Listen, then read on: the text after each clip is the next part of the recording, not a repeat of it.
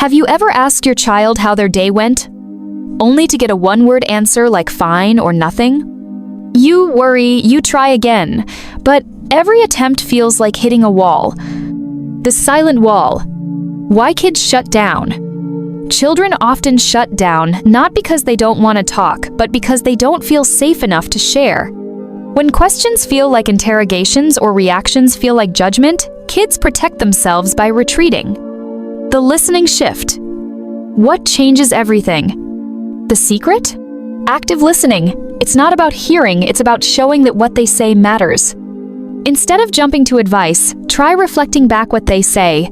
Use phrases like, "That sounds really tough," or "Tell me more." Emotional safety. Building trust over time. Children open up when they feel emotionally safe. That safety grows in small, consistent moments.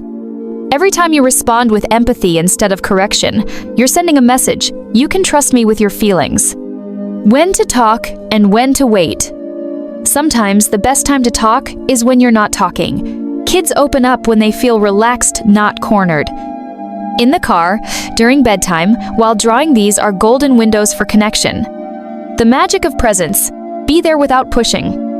Sometimes your child just needs you to be there. Your silent presence is louder than words. Over time, these quiet acts of love create the space for big conversations. What happens when they trust you enough to talk? The day will come when your child opens up not just about their day, but their dreams, their fears, their world. And it all begins with how you listen today.